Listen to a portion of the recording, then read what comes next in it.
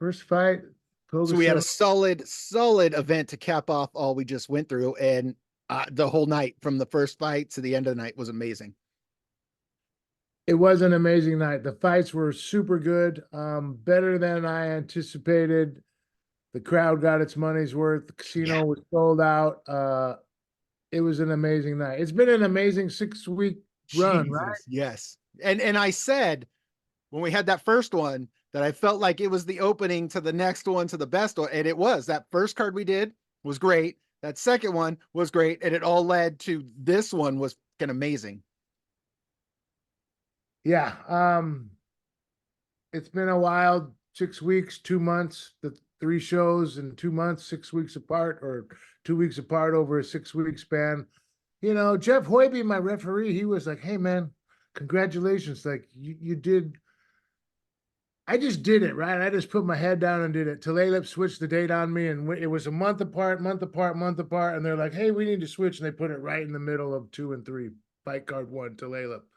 And I was just like, okay. And I didn't really, I mean, I had my anxiety about, okay, this is going to take a little bit. And we talked about it. Yep. Um, and having enough resources and having enough fighters and spreading it through that tight of a window. But like Jeff was like, you did something pretty amazing. And then I was just kind of like, yeah, I didn't really think about it or acknowledge it until like that moment or the next day. I was like, wow, that's pretty awesome what we did. All of us did, the fighters and the fight camps included that supported me, Livewire, MMA, DS Combat Sports, ATT Portland, 10th Planet Portland, all those guys, Gracie Barra, Bang Muay Thai, Synergy, all those guys. Zero sum. Yeah, Zero Sum. It's a Matrix Warrior Box, strength. Warrior strength came in Warrior clutch. Strength. So it's a collaborative effort, and shout out to those gyms that made it through training camp, and some of them went a month apart, back to back, and it was a collaborative effort. But I'm proud of it. I feel good about it. I was like I just was telling you earlier off air. I caught a little bug afterwards. I think I was just kind of like exhausted from the grind, but um, I'm right back to it. I'm already matchmaking for April 20th, my little Fight Quest amateur show at Auburn Super Mall, and I got a good jump on Combat Games, Koga number 80 at Bremerton Clearwater Casino. We'll talk about in a little while. But this fight was amazing. From fight one, Kimberly McCormick to Lucy Hoyt, all the way down to Jay White and Mike McCauley. The main event, local boy, was fans got their money's worth. I And mean, we it was, threw surprises in there with Mike coming in and making an announcement, and then we had RJ and Dex coming in. Like we threw surprises. We'll get to that. Let's talk about the first fight. yeah. So the first fight, I mean, Kimberly McCormick, United Fight Team, trains with Chris Garcia up in, I think it's Arlington area, against Lucy Hoyt. We both love Lucy Hoyt from Livewire. Kimberly came in there throwing the leg kicks. She just outscored her a little bit. I don't know if I would call Lucy kind of a slow starter, but like she's very calculated, right? I think she just needs to bite down on her mouthpiece and kind of get pissed off and be like, I'm in a fight. Like I'm gonna I, like get more because I see her thinking and I see her wheels turning, which is good. And for what she's had 2, 3 fights that we've watched, she's very poised for a young amateur, which is a good thing. at no point does she look like she's out of the fight. She just gets taken out of her fight. I had this talk with Matt Coble after the Champagne fight. You could tell she wanted to get into the clinch. That's where she wanted to be, but she was a little too timid to get in there because she'd have to eat some shots. And he agreed with me. And I think the same thing happened in this one. She was taken out of her fight by those leg kicks, but sometimes you got to eat those to get in there and get your game plan going. Yeah, she's just, and I'm not saying she's not tough either. She's smart fighter. She's calculated, and she's trying to like figure out a way. And in a short 3 minute round, 3 round fight, like she's trying to solve the puzzle. Kimberly just outscored her. I wouldn't even say those were like devastating leg kicks, but they outscored her. Yeah. Yeah. So she lost a close, unanimous decision, but She's tough, and so's that Kimberly McCormick. I tried to get Kimberly back. Kimberly McCormick is starting school. She's doing a summer quarter, and then she wants to get back to it in the fall. So, And but Lucy will be back. Lucy will be back. Yeah. But that was a great fight. Fight number 2, we had Asher Paglero versus Tony Garcia, and that was a great fight too. You got two tough gyms, Diaz Combat Sports and Ivan Salaverry MMA. I think Asher rear naked choked him. I don't have the results in front of me. I should have got the results. I'm looking for him right now. Um, He rear naked choked him in round 3. yeah, I mean, round 3, all the fights went. I mean, it was a 3-hour show. We had 12 fights, and it was every fight. There were no short, quick mismatches or anything like that. But they both showed a lot of skill. Credit to their coaches and their fight camps, and Diaz Combat Sports and Ivan's guys are always tough and ready to bang, and they showed some skill and some thought and some calculated techniques that they were trying to execute in battle, and it worked out. It just Tony got caught, but Tony will be back, and I'm trying to get Asher matched up either in April, the 420 show in at Fight Quest number 8, or on May 25th with his team. We have a bunch of Diaz Combat guys coming for the Bremerton show, which maybe we'll talk about that at the end and tease everybody a little bit. But that was a great fight. And then the third fight was another ladies fight, strawweight fight. We had Amber Ortiz from 10th Planet 8 down in Oregon, and then she also represents ATT Portland versus Matt's wife, Joanna Coble. We talked about that. I think Joanna likes jujitsu. She likes to fight off her back a lot. She's very comfortable there. She doesn't take damage, but she just like a short 3-minute round. If you get taken down and you can't really execute some offensive triangles or arm bars, and you're just kind of on your back, like it's going to be tough to get the decision. And it took her to the third round to, I mean, I don't know where Amber got her takedown skills, but she just would pick her up, take her in front of her coaches and throw her down. And it was just like, Jesus. And then the third round, Joanna stuffed the takedown, but still got dragged over there. And it was just like, that's such a shitty place to be, against the cage. You can hear the other coach right here, and this girl's on top of you. Like, oh God.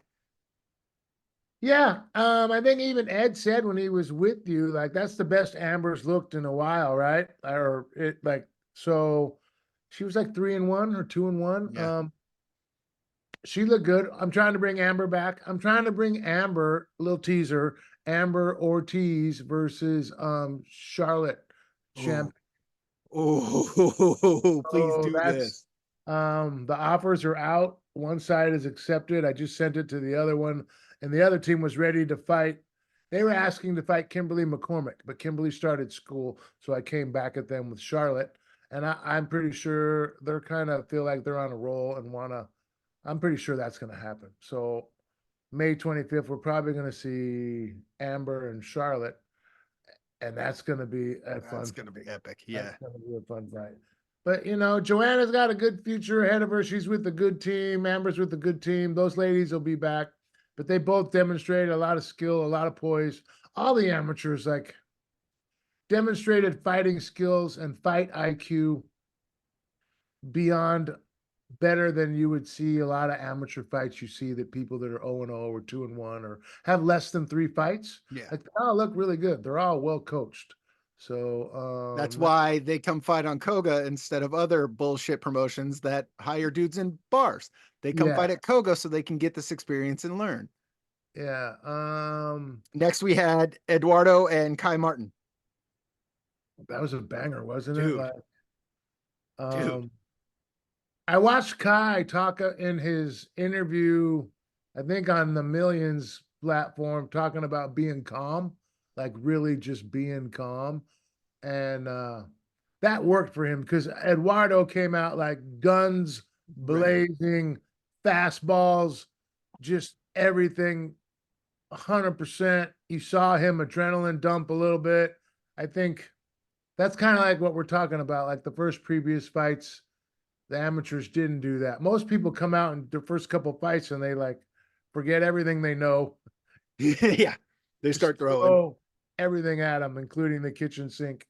So I think that was a learning lesson for Eduardo, who's very well coached down there at Gracie Baja Bang Muay Thai, Renton with Dex, and I think he trains with Belton a little bit, and Professor Shannon Higginson. He kind of bounces around those three places, and he's training with Albert Tadabosian, and he's got a good camp. I went down there Saturday and watched him roll and handed out some T-shirts and was just um, promoting, doing my thing, visiting teams, and I watched them do their Saturday morning practice, and like they're tough. They got a good crew down there. And Beautiful. he's getting that experience because his last fight was a first round knockout.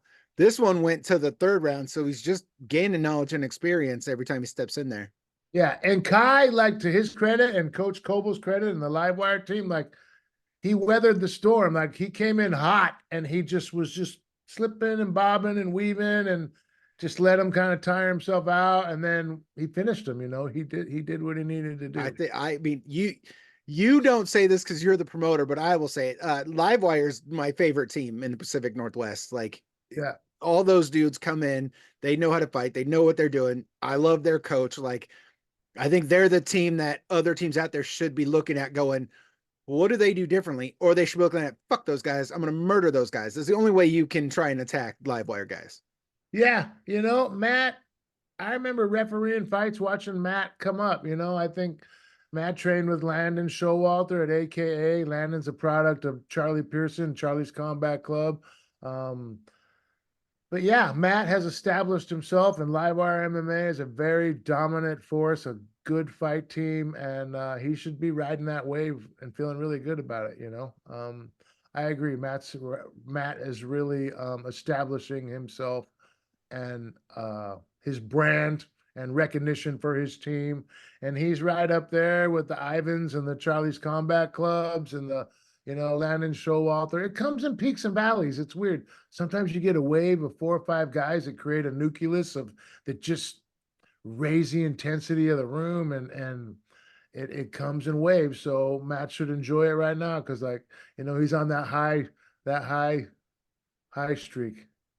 It's kind of like back in the day when Greg Jackson had all the guys. Yeah. And then eventually they go elsewhere, other things happen. So yeah, Matt deserves all the credit and should keep rolling with it and doing what they're doing up there. Yeah, they're only going to get better and keep growing. He's got a bunch of young guys, and I expect more good things and more good fighters to pour out of Livewire MMA. The next fight we had was Paul Paredes. That guy's funny. He's got a funny disposition. He kind of like Andy Waters. He likes to play to the crowd, and he's always smiling and having a good time out there. And he did well. He was very poised. Austin Riley Wynn from Zero Sum came out there and was firing, coming in hot. Paul's probably a little bit more technically skilled, it seemed like, had a little cleaner striking.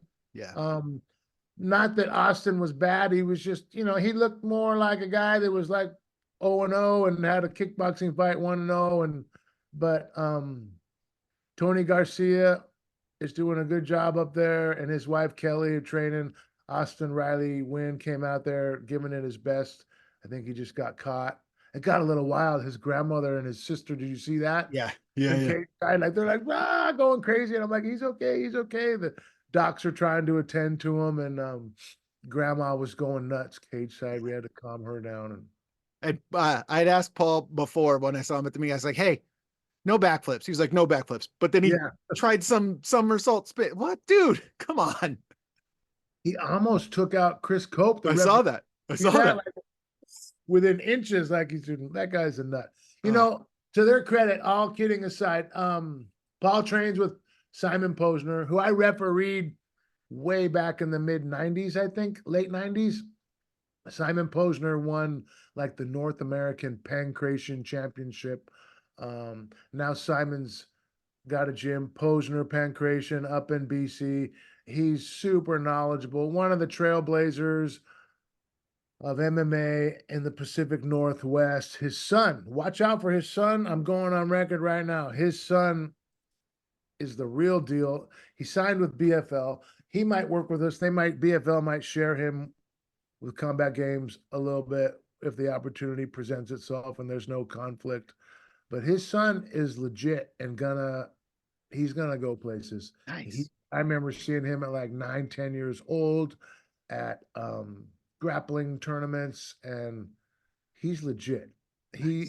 He's built, and he's grown up in martial arts his whole life.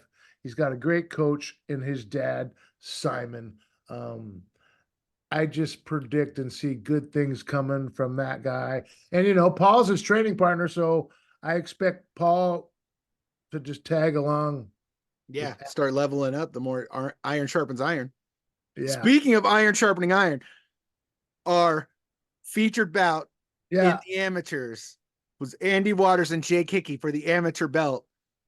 That fight delivered on all fronts. it absolutely did, right? We said it would, and it did. And I even said I was a little bit worried about like Andy that Jake was going to bring it, but Andy, it was close, but Andy was in control, I think, and won every round, and like he Yeah. won the fight. And when I saw Andy after and we were talking, he honestly he wasn't sure how it was going to go. And I told him, no, dude, when Ed and I were calling it, like it was because of takedowns, like it was you until the end.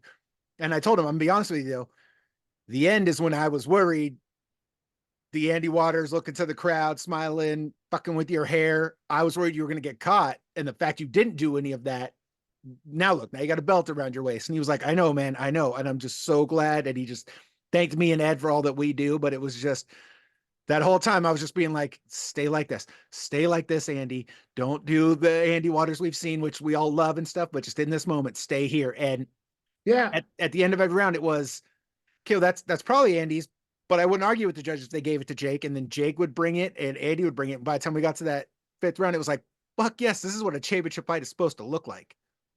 yeah. I think I gave Andy every round. I think every judge did too. One judge gave it 49. One Yeah. judge gave Oh, one round away, yeah.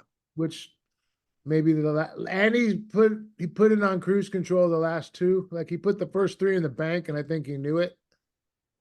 And then he dialed down the intensity a little bit, and that might have been a round that Jake got. In my mind, it was 50-45. Andy clearly won every round. I would have thought it would have been a terrible decision had it gone the other way. But Andy, like we talked about, like what you just said, Andy playing to the crowd, he seemed much more focused. Like I think Matt dialed him in. Again, credit to Coach Coble. He had his fighter ready, and you know, Jake Hickey from Grit MMA, trained under Carson Fry. That dude's a beast. Tough kid, Yeah. good boxing, good wrestling. He just beat him to the punch, Yeah. little on every level. Yeah. Jake will Um, be back. Jake will be back for Yeah. sure. Um, Then we rolled into our pros. We had Dakota Benson and Tristan Lindy. It was fucking another great fight. All of these fights were just like, how's the next one? Like, are we going to get a break here? Nope. Every fight was goddamn great. that was razor close. I know Dakota was super pissed and upset at the decision. And but that was a coin toss. That was a close fight, and I think Tristan's striking was just a little bit sharper, a little bit cleaner. Caught him more with the right hand. Um, but Dakota shouldn't be upset. I mean, there's a winner and a loser, but he performed well for his first pro fight, and Yeah. it was a good fight, and Yeah. went all 3 rounds, and it was a razor close. It was a split, right? It was a split decision. Yes. Split decision, You go like either way. Yeah. I Which, told the if you're guy. going to lose, I'd rather lose that way than I got my ass beat the whole fight or I got knocked out or tapped. Like, split. Okay. That means you put I up mean, he enough feels of a like fight. one judge thought he won, right? One judge said I win, and two said you lost. So like, that's how close it was. Yeah. So more to come from both of those guys. I'm going to try and get Dakota on the next card, and Tristan Lindy is a outdoor like firefighter, so he's going into his fire season. I think he makes his money in a couple 4 to 6 months during the year, and then he comes back and fights. That's kind of his model. So, but he'll be back, and I like Tristan. I like his camp, Art of War.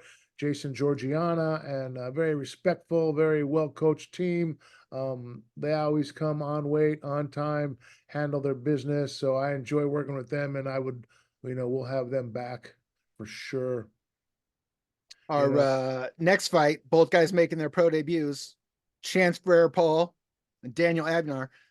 I mean, everyone who listens to this show or my show knows I love Chance. I will never not love Chance. It was Daniel's night. He put him against the cage and he landed some strong, hard knees and he put Chance out. yeah. Daniel was a surprise. And remember, I was trying to get Daniel versus Andy Waters for an amateur fight, but Daniel got in a car accident and got taken out of training. And then he went pro. I was like, oh, that's a big move. And I really hadn't seen anything on him, but that guy's got a bright future ahead of him. He trains with Gagan Gill, who's a 145 pro. He's like 4-1 or 4-2 at Matrix Boxing up in Canada. And they got a good little fight team. And, Gagan's training or Daniel's training with his coach Gagan, who's a journeyman pro and been around. I remember seeing fight amateur way back in the day, 7, 8, 9 years ago. I expect to see them back. I tried to get Daniel Abdenauer to fight Jamal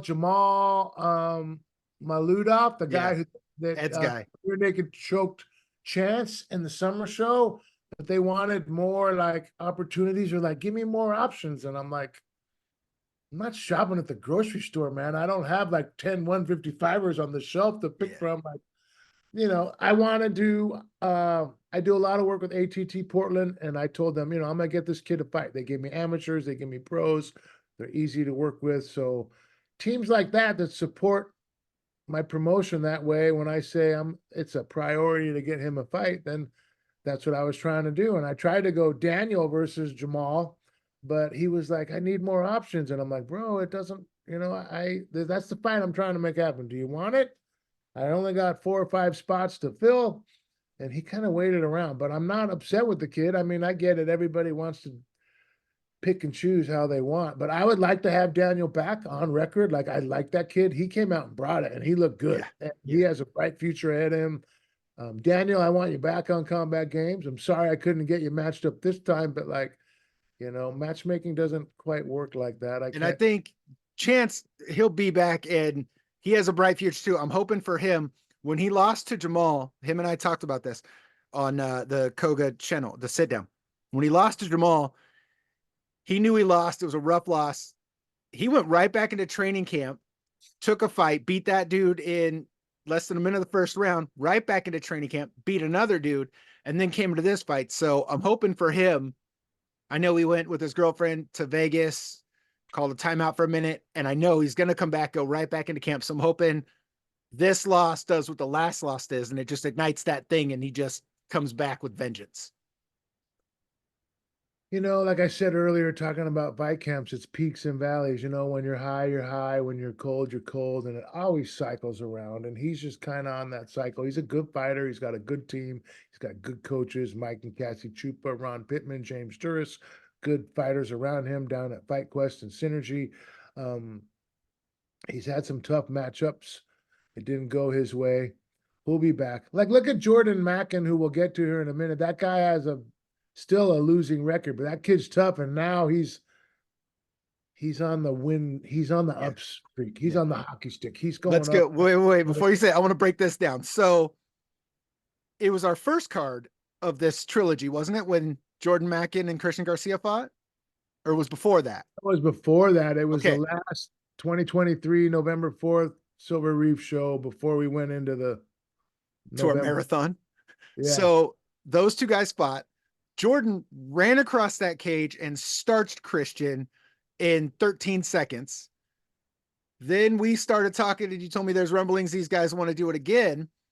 And Ed and I talked, and you and I talked, and it was Christian and his camp felt it was a fluke. They want it back. And as I said on the broadcast, when Ivan Salaberry's guys say that, there's some weight behind it. If this was a first time Jam and we didn't know these guys, it might be hey, go get some more wins, come back. But it's an Ivan Salaberry guy. What you were saying with the loyalty, with the promotion, everything we do, when they say that to you, there's some weight behind it. So then it's Yeah. okay. So then I talked to Christian, or excuse me, I talked to Jordan, and I said, hey, like, do you know that they feel this is a fluke? And then he was like, yeah. And he wants to run it back. I like to fight. Okay, let's go. And I do not think that first fight, I mean, I do think that first fight was a fluke, because this second fight was the exact opposite of that first fight. And it was great. Well, not really. I mean, well, yes and no. Like he got dropped in the first round, same as the first fight. Yes. Like it was like, and I remember like you and Ed was like, why are you doing that fight again? And like I'm like, it's, and I even said on the last interview that we talked, I said, when Ivan's guys say they want a rematch, like, and I said it's not going to be the same. It's going to be different. Like You did say I that. like Christian Garcia a lot. That kid has heart for days. He promotes my promotion. He shares his Instagram likes like he does. He's a promoter's fighter. He's a good kid. Comes from a good team. I like him. I'll put him on my card anytime we can make it work. I figured it was gonna go differently. I think I even went on record and said, I don't know. I expected to go longer, and it did, but it went. And there was a moment when Christian took Jordan's back, and Yeah. Jordan was belly down, and I thought it was over. I'm like, Yep. oh wow, he did it. I don't even know how Jordan got out. Actually, he looked at me. I know how Jordan got out. He looked at me and I'm like, don't you tap, like bite the hand. Like I tell my students, like, you should never tap to a rear naked choke, man. Like go to sleep. Keep Yeah. biting the hands and go to sleep. It's one of the more easier fundamental chokes to defend. And if you do the right steps, like you should be able to get yourself out of that situation. And if you Sometimes don't get out of it, then at least you went down fighting. yeah, yeah, Yeah. you're not, you can still throw a football or kick a soccer ball or do something afterwards. Like you just lost a few blood, Yeah. brain cells, no more than they lose after the fight on their post fight. But after getting out of that, Christian got up, put him against the cage, and choked the fuck out of him. Yeah, yeah, Jordan did. Or Yeah. Jordan, sorry. Jordan It was, got up and choked the fuck out of him. yeah, man. I mean, his ear was all bloody. Christian's ear was all, it was a war. It was Yeah. highly entertaining. I walked to one side. I remember I walked back and I remember Ryan Hoyes, my referee, looked at me and shook his head like, oh my God, this is a freaking war. Cause it was, Christian was starched. He got dropped. He rallied. He stood up. He fought out of the first round. He gets up. He's all bloody down his ear and face. And then he starts to rally. Then he drops Jordan, takes his back. Like it was an absolute war. We know now Jordan broke his hand. Does he know when he broke his hand? He said he did it first round Oh, Jesus. when he dropped him. Jesus. God, that dude is a warrior. Yeah. I like Jordan a lot. We'll have him over. I just messaged him this morning. He like it was like his knuckle, like kind of like just a divot out of his knuckle where the finger kind of attaches to the hand. There was like a little slice of a crescent moon. So it wasn't a huge break. He called me last night, said he got a doctor to see it to Hawaii. I took him to a doctor the next day, Dr. Mark Weber. Shout out to Mark Weber at Weber Chiropractic Combat Game sponsor. He got it x-rayed, and Jordan was able to take the x-ray home. I gave him some pain pills. We got him doctored up, got his hand in a splint so he could travel, got him set up. And then I was doing the insurance for him to get his claim, but he just messaged me this morning, said he had a local island doctor take care of him, and we're all good. And he said he might be able to fight in May. He was like asking me maybe May. I don't think. I think he should let it heal a little bit more. And I already pretty much got the pros lined up for May. Let it heal and come back on our July Tulalip card. Yeah. So But then that was an amazing fight, man. Fight of the night, co-main event. Jordan Mackin and Christian Garcia brought it. after that, you dropped a surprise on us, and you had Mike LeBlanc come in, and to your credit, his credit, tell the crowd the truth on why he wasn't getting to fight that night. We don't need to get into it if you don't want to. People can watch and find out. And then you had Dax and RJ come in because they're our main event and our next one. What brought that on? Like, at what point did you decide, hey, we're going to do this tonight. We're going to bring, that's going to be our main event. Let's have them promote it. And you decided to give Mike the mic to come in and say why he wasn't going to be there.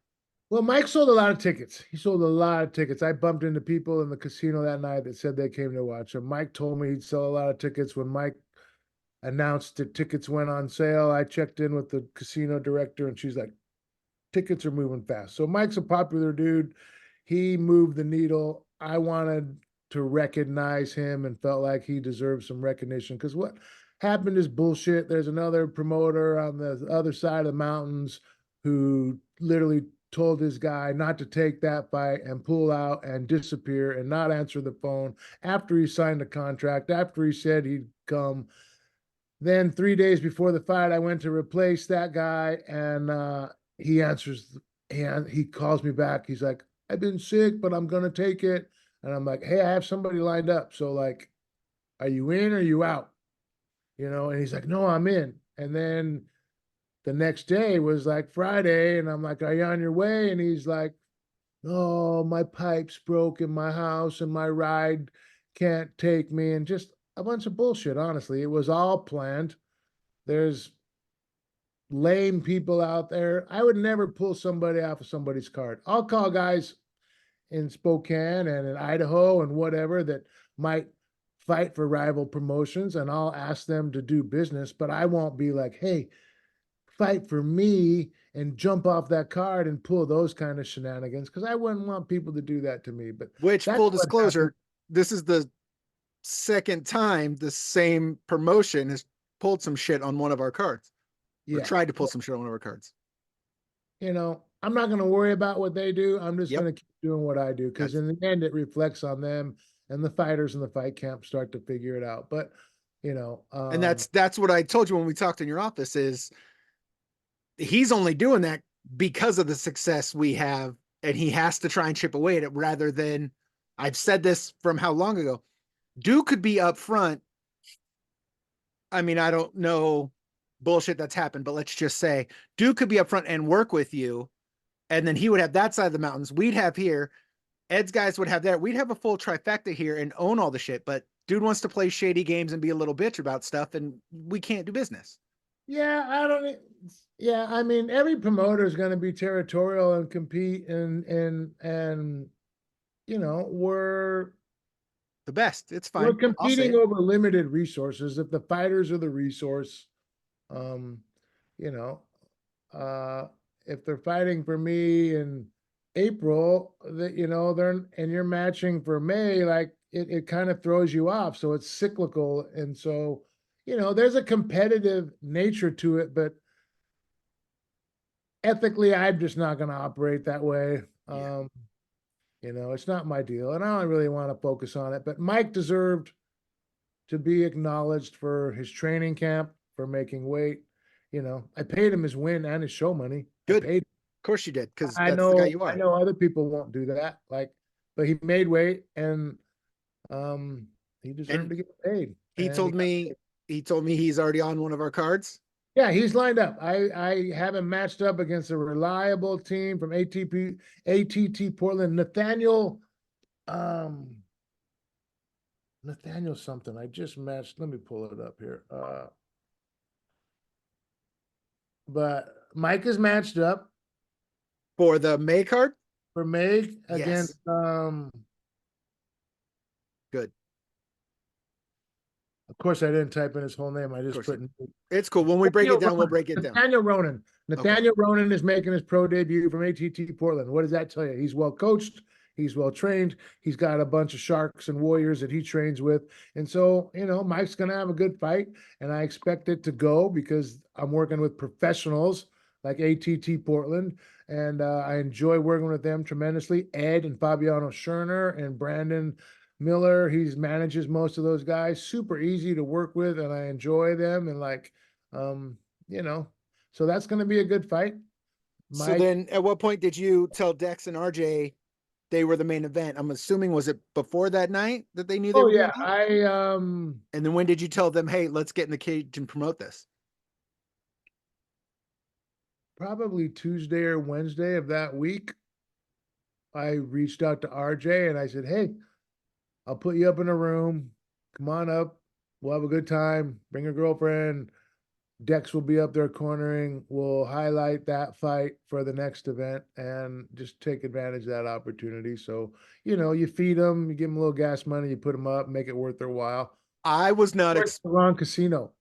what? I'm like, Oh, where geez. are you? He's like, I'm in Tulane. I'm like, dude, I told you 3 times. It's at Silver Reef. You got, that's why I'm putting you up in the room. Like, he's like, oh, and I Him gotta, and Sharon Spain. Man, read the directions. yeah. Uh, I was not expecting that announcement to end the way it did with those guys having to be separated. Yeah, Dex is a showman. He knows how to play the game. It's we were that I was but there's no love loss either there. There's respect, but like Dex wants to get back to his winning ways. He hasn't had a good performance. Um RJ's tough, scrappy kid. I like RJ a lot. I've known him for years. I've known both those guys for a decade, right? Dex longer. Um, I love and respect them both. They're true warriors, representative of the Pacific Northwest fighters, journeymen that have been around. Um, And you know, that fight's going to be interesting with Dex coming in looking for a win, and we're going to be in RJ's hometown. Like that fight's going to be a banger. yeah, it Yeah. really is. It really is. So I'm As excited. bangers, our main event was a goddamn banger.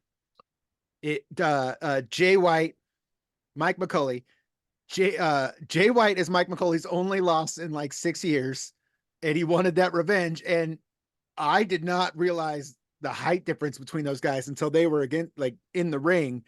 But at no point was Jay really out. He's a little timid some of the times taking shots, but he wasn't out of that fight by any stretch of the imagination. Jay is 43 years old. I Yeah. didn't know that. He's No. freaking Tom Brady of MMA in the Yep. Pacific Northwest, man. Yes. Like, and he's in shape and he's well coached. He looked good. Um, I like Jay a lot. I'll have him back. I don't know how much longer he wants to fight. He's 43. I wouldn't want to be fighting at 43, but shout out to him and Yeah. much respect to Jay White. And, he's down there with ATT Portland. So that says a lot about their team. But Mike McCauley, for pro debut and having not fought in a few years, watch out all the welterweights out there because that kid is he's good. Yeah. He And has he's coming. very clean striking. He's really tall. Remember, I told you he's kind of like a John Jones. I think he's like 6'3". So he's tall for 170. He uses his range really well. He survived on the ground and did good and showed some good ground skills. His striking is on point, and he's a for he's going to be a force to be reckoned with and somebody that I want to invest in. I'm trying to match him up on this next card.